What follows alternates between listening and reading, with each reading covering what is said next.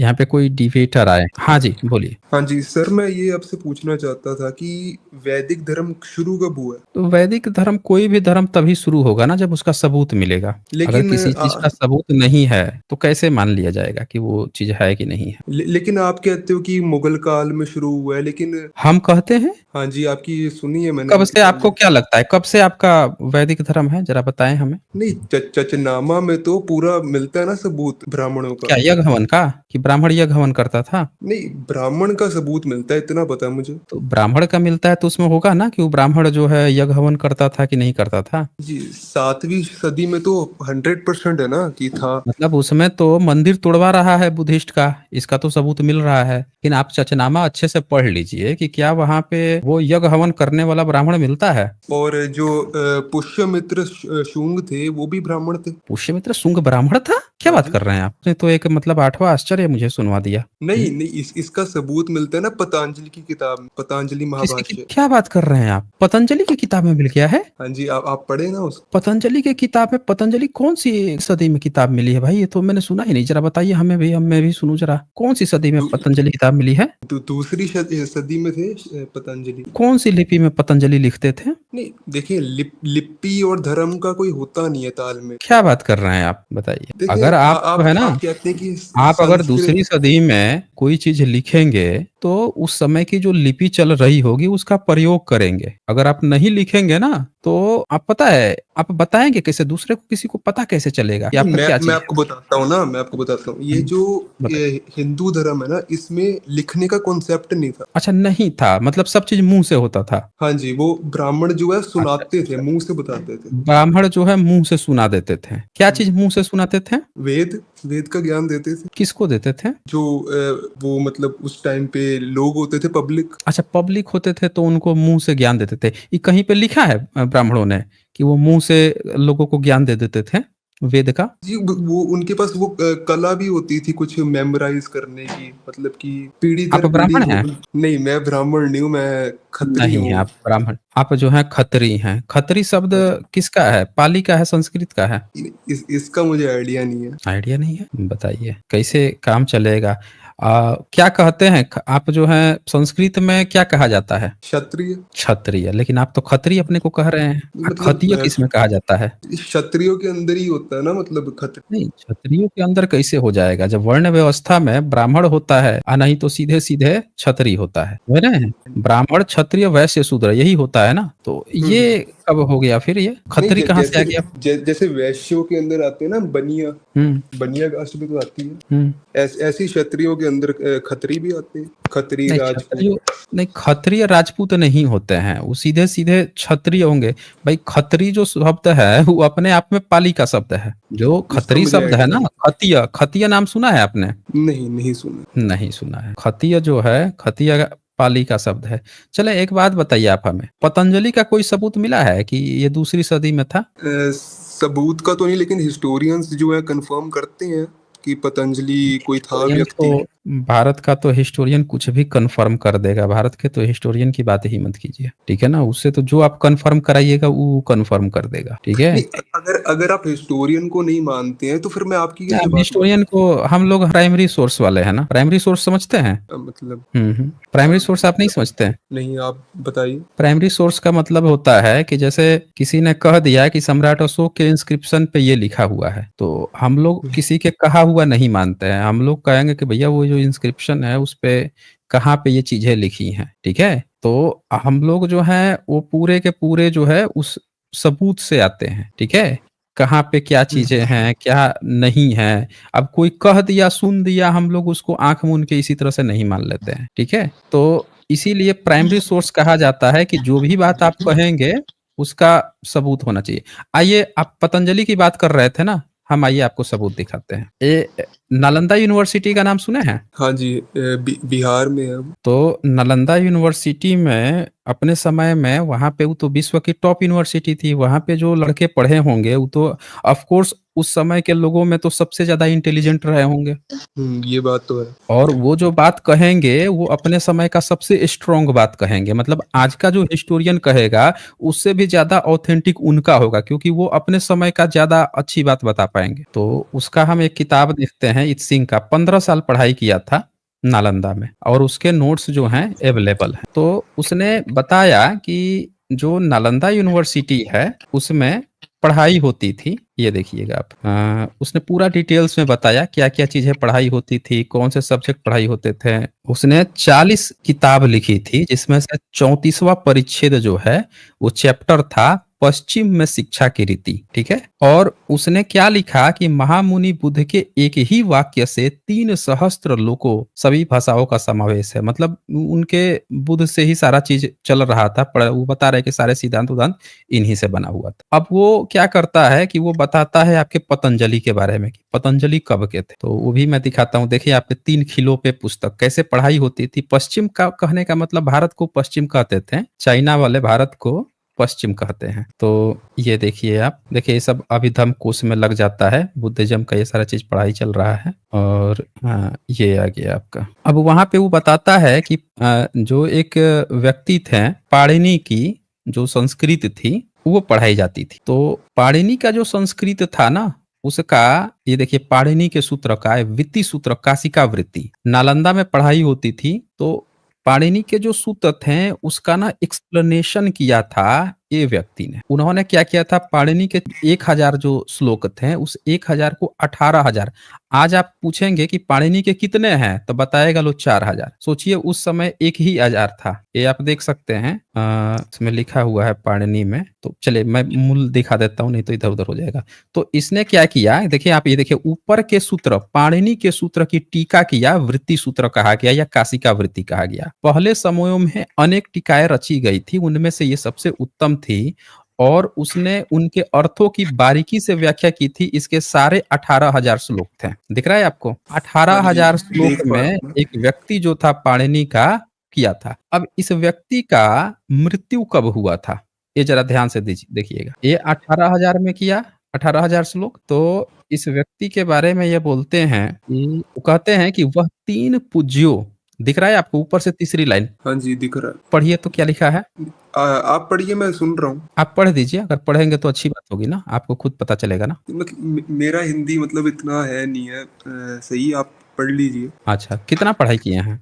आप मुद्दे पे रहिए ना, मेरे पढ़ाई से क्या मतलब। नहीं मतलब आप कह रहे हैं कि आपको हिंदी पढ़ने में प्रॉब्लम है इसीलिए पूछ रहा हूँ। इंग्लिश मीडियम स्कूल में पढ़ा हूँ ना मैं। तो कोई बात नहीं, हिंदी तो सारे बच्चे पढ़ लेते हैं। इंग्लिश मीडियम वाले बच्चे भी दूसरे तीसरे क्लास के बड़े फ्लुएंटली पढ़ लेते हैं हिंदी। यहाँ पे यहाँ पे मैंने मतलब पंजाब में रहता हूँ ना, तो पंजाबी ही है हमारा। अच्छा अच्छा, चलो कोई बात नहीं, हम पढ़ देते हैं आपको। तो लिखता है कि वह 3 पूज्यों अर्थात त्रिरत्न का आदर करता था। मतलब पाणिनि का जो टीका जिसने किया था वो क्या करता था, 3 पूज्यों यानी त्रिरत्न, बुद्धिज्म का जो 3 रत्न है बुद्ध धम्म संघ, उसकी बात करता था यानी बुद्धिस्ट था और सदा पुण्य कम किया करता था। उसकी मृत्यु हुए आज कोई 30 वर्ष हुए हैं, यानी सन 661 662 यानी 661 से 662 के करीब में कॉमन एरा में ये व्यक्ति मरा था। समझ रहे हैं कौन व्यक्ति? लेकिन ये कोई और पतंजलि भी तो हो सकता है ना, कोई और नाम का। नहीं नहीं, हम पतंजलि की अभी बात नहीं किए हैं, अभी तो पतंजलि इसके बाद आएगा।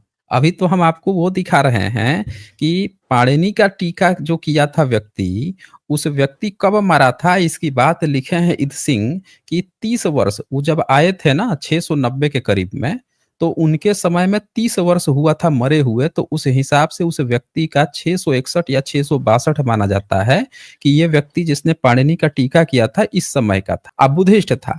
अब हम आते हैं इसके बाद, हम आपको ये बताएंगे कि जिसका जिसका आप नाम लिए हैं सब बुद्धिस्ट हैं।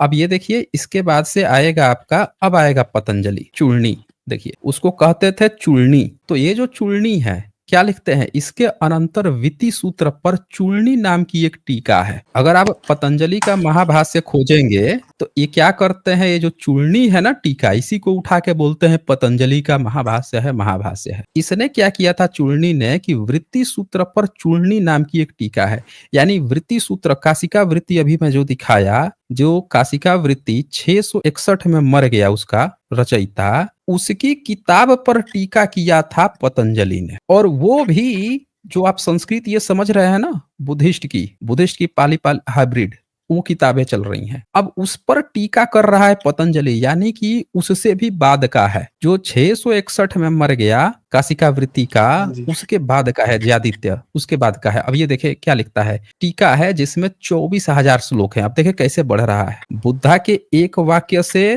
3,000 श्लोक बन गए, फिर उसके बाद से 1,000 का बना पाणिनि का, 18,000 किया काशिका वृत्ति और उस या वृत्ति सूत्र, और उस वृत्ति सूत्र का 18,000 से 24,000 टीका कर रहा है पतंजलि। देखे नीचे, यह पंडित पतंजलि की रचना है। फिर इससे भी पहले सूत्र पाणिनि देख लीजिए का देकर स्पष्ट बातों की व्याख्या।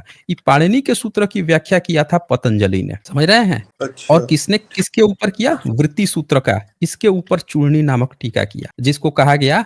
तो आप देखें ये लोग आपको क्या पढ़ाएंगे हिस्ट्री में कि पाणिनि थे, पाणिनि से आगे पतंजलि थे, उन्होंने पाणिनि के चीज को आगे बढ़ाया। लेकिन टाइम पीरियड आपको क्या बताएंगे, ईसा से 200 साल पहले, पाणिनि को कहेंगे ईसा से 400 साल पहले। लेकिन हम आपको किताब खोल दिए इत्सिंग का नोट्स, जो कि 690 ईस्वी में भारत में 15 साल पढ़ाई करके कैसे एजुकेशन चलता था उसकी डिटेल्स लिख के गया था। और उसने बताया कि 661 से 662 में के करीब में मरे थे जो व्यक्ति, उनकी किताब पर पतंजलि टीका कर रहा था, यानी समकालीन था उनके समय में। समझ रहे हैं ना। ये हाँ जी। 7वीं सदी का है पतंजलि, जिसने महाभाष्य, जिसको आप कह रहे हैं चूर्ण टीका, जो पाणिनि के ऊपर कर रहा है। लेकिन लोगों ने क्या किया, झूठा प्रोपेगेंडा फैला दिया और इन लोगों को पुराना ठहरा दिया। फिर इस पतंजलि के बाद से देखिए, प्रौढ़ विद्यार्थी इसे 3 वर्षों में सीख लेते हैं। फिर इसके बाद से यहाँ पे देखिए भर्तृहरि आता है। ये भर्तृहरि उस 24,000 को और आगे करता है, 25,000 करता है ये, और 1,000 श्लोक उसमें जोड़ता है, तब 25,000 होता है। ये भी समकालीन है इत्सिंग के। तो आप ये देख, ये सब बुद्धिस्ट हैं, सब 3 रत्नों के मानने वाले हैं। समझ रहे हैं। ये देखिए, ये सर्वोकृत धम्म के आलिंगन दोहरे, ये भी अर्थात रत्नत्रय में अगाध विश्वास करता था। 3 रत्नों, उसका 3 रत्नों अर्थात रत्नत्रय में अगाध विश्वास था, और वह दोहरे शून्य की बड़ी धुन में रहता था। सर्वोकृत धम्म के आलिंगन यानी बुद्धिज्म में इच्छा से वह परिवाज्य हो गया। तो आप देख जी। लीजिए कि ये सारे बुद्धिस्ट लोग थे जो संस्कृत को डेवलप कर रहे थे, बना रहे थे। और आज की डेट में आपको क्या बताया जाता है कि पाणिनि कोई ब्राह्मण थे, पतंजलि कोई ब्राह्मण थे, ईसा से पहले ये लोग थे, संस्कृत तब चल रहा था, कोई पुष्यमित्र शुंग के दरबार में थे। सब झूठी और काल्पनिक बातें बनाई जाती। ये बड़ी मैंने आपके हैरानी की बात है कि सारे मतलब बुद्धिस्ट थे, मतलब ये हम्म, चंद्रगुप्त भी बुद्धिस्ट थे, इन सबको कैसे हम्म। मतलब ब्राह्मण बता दिया और सबने मान भी लिया इंडिया के लोगों आप ने। बताए यूनिवर्सिटी में खत्री कितने प्रोफेसर हैं लोग। नहीं, हमें हमें तो पढ़ने का अधिकार ही नहीं था ना खत्रियों को। तो वही ये बोल हमें रहा हूँ हमें ना तो कि जब इम्प्योर खत्रियों क्षत्रिय को, कहा जाता। वही बोल रहा हूँ ना, खत्रियों को पढ़ने का अधिकार नहीं था, एससी एसटी ओबीसी को पढ़ने का अधिकार नहीं था।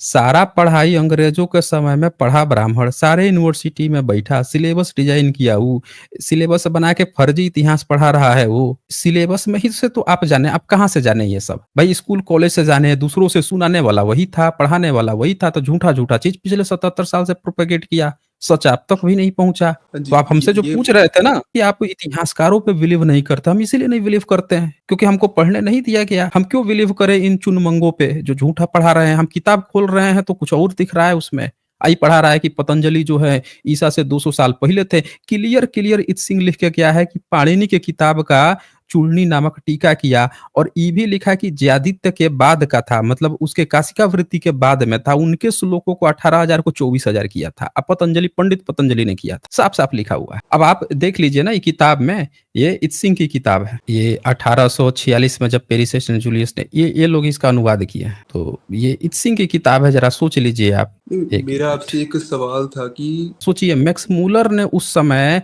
लेटर लिख के, और जापानीज चाइनीज जो उस समय के लोग थे, उन लोगों को बुलाया कि भैया तुम लोग को तो बुद्धिस्ट आता है ना, तुम लोग इसका अनुवाद करो ना, देखो क्या है। हम तो संस्कृत के प्रोफेसर हैं, हमको तो नहीं आ रहा, तुम लोग आके अनुवाद करो। लेटर लिख के बुला के अनुवाद कराया, तब ये सारी सच्चाई सामने आई थी। सोचिए।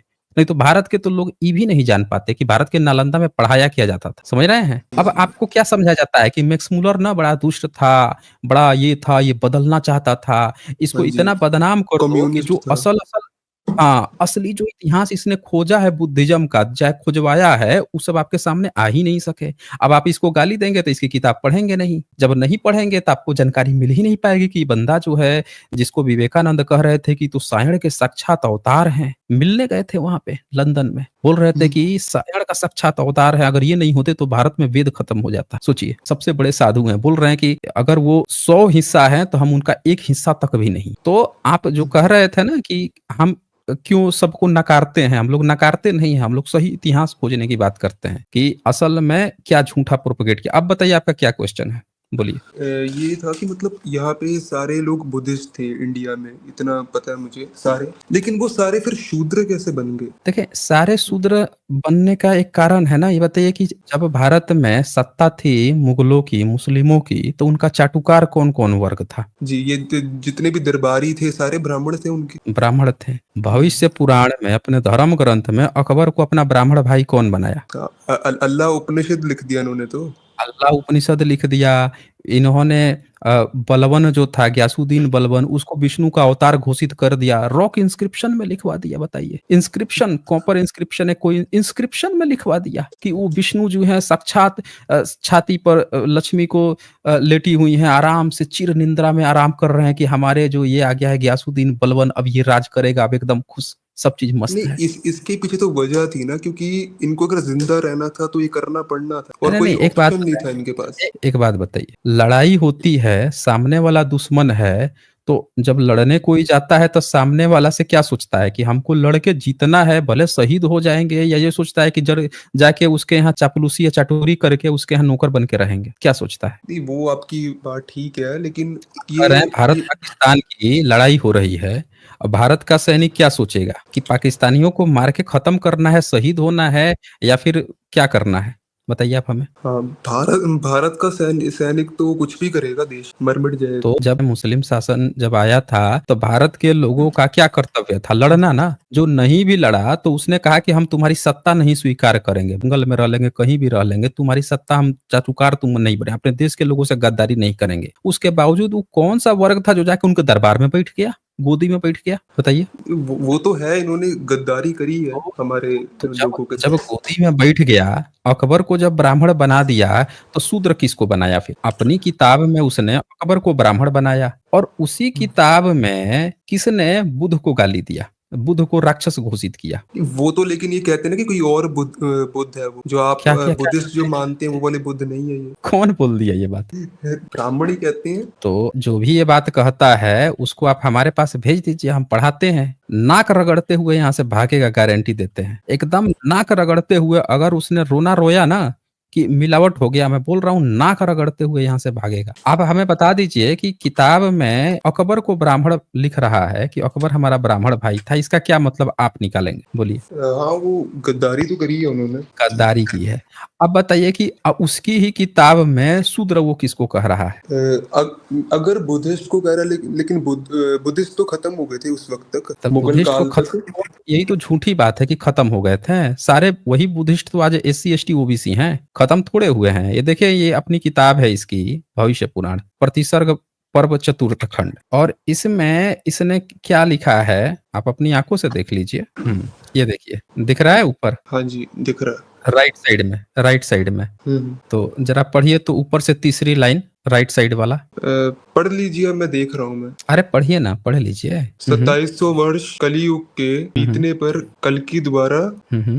मैंने कहा ना आपको, मेरा इतना मतलब स्ट्रॉन्ग नहीं है। चलिए हम पढ़ देते हैं। 2700 वर्ष कलयुग के बीतने पर बलि के द्वारा प्रेषित मय नामक महान असुर भूमि पर आया। अब ध्यान दीजिए क्या कह रहा है? 2700 वर्ष कलयुग के बीतने पर। ठीक है? हाँ कौन जी। आया? मय नामक महान असुर आया। वह अनेक मायाओं का प्रवर्तक शाक्य सिंह गुरु के नाम से प्रसिद्ध हुआ।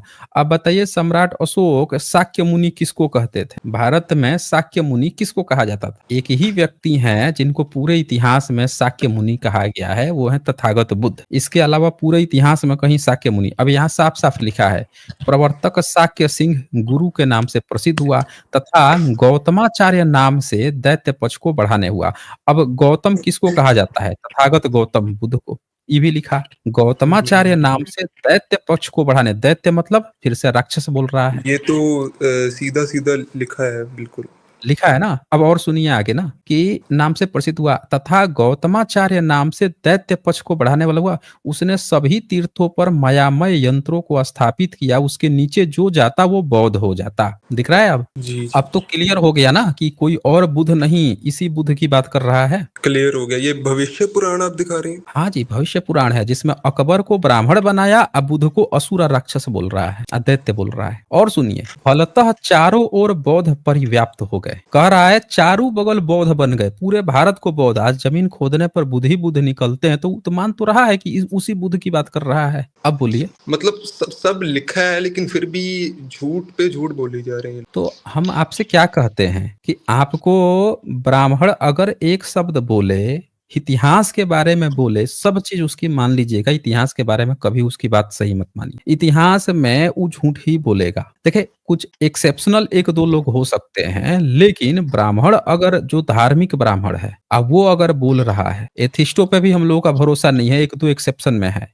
लेकिन धार्मिक जो है विशेषकर वो अगर बोल रहा है तो झूठ ही बोलेगा। उनका धर्म ही झूठ है, उनकी जाति ही झूठ है। झूठ बोलना मतलब ब्राह्मण। अब देखिए लिखा हुआ है, लेकिन क्या प्रचार फैलाएगा? अरे वो बुद्ध नहीं थे, वो बुद्ध नहीं थे। क्यों क्यों फैला रहा है? क्योंकि वो जानता है कि कोई पढ़ेगा नहीं किताब। अच्छा, मेरा आपसे एक आखिरी प्रश्न था कि आप ये जो कन्वर्ट कर रहे हैं, मतलब दलित को बुद्धिस्ट में, तो आपकी लड़ाई कन्वर्ट मतलब नहीं कर सिर्फ कह रहे हैं कि भाई लिख के खुद गया है कि उसके नीचे जो जाता वो बौद्ध हो जाता, फलतः चारों ओर बौद्ध परिव्याप्त हो गए। प्रायः 10 करोड़ के करीब आर्य बौद्ध धर्मावलंबी हो गए, शेष 5 लाख पर्वत शिखर पर चले गए। बोल रहा है कि 10 करोड़ 5 लाख में से 5 लाख छोड़ के 10 करोड़ लोग बुद्धिस्ट बन गए। तो जब 10 करोड़ लोग भारत में बुद्धिस्ट थे ही, 5 ही लाख न नहीं था, तो ये अपनी जनसंख्या 3 करोड़ 3 साढ़े 3% छोड़ के सब लोग बुद्धिस्ट थे भारत में। यही तो हम भी कह रहे हैं। हम क्या नया कह रहे हैं? जो लिखा है वही तो कह रहे हैं हम। बोलिए, हाँ आपके जी, सामने है ना। मतलब उनके पुराने धर्म में ही आप जो वापसी करवा रहे हैं। भाई वापसी कराना क्या है हमारा? हम बाय डिफॉल्ट है ना। आप खुद बताओ कि आपने कोई धर्म परिवर्तन किया क्या? हमसे कोई धर्म परिवर्तन कराया गया क्या? जब नहीं कराया गया तो हम लोग बाय डिफॉल्ट ही सब लोग बुद्धिस्ट थे ना। सब लोग बुद्धिस्ट थे। तो हमको आके कहना शुरू किया आजादी के बाद कि हिंदू पे टिक मारो, हिंदू पे टिक मारो, हिंदू हिंदू कहो। 100 150 साल अभी हुए तो जब हिंदू हिंदू कहवाना शुरू कर रहा है ना। अब सब लोग बाय डिफॉल्ट बुद्धिस्ट हैं। पढ़ाना था एजुकेशन सिस्टम में तो बुद्धिस्ट की जगह हिंदू लिखवा दिया। सब लोग हिंदू हिंदू कहने लगे। बुद्धिस्ट का होता तो सब लोग बुद्धिस्ट कहते हैं। बोलिए। हाँ, मैं मतलब ये पूछ रहा था कि आपकी लड़ाई सिर्फ मतलब ब्राह्मणों से ही है कि सारे जनरल वर्ग से है, जो क्षत्रिय वैश्य? हमारी लड़ाई सिर्फ इतिहास की है। हमारा कोई व्यक्ति दुश्मन नहीं है, ना कोई समाज दुश्मन है। हमारा इतिहास सही कर दो, हमारा कोई दुश्मनी नहीं। इतिहास सही कर दे, जितने भी एससी एसटी ओबीसी हैं, सबको उनकी जनसंख्या प्रतिशत के हिसाब से नौकरियां मिले।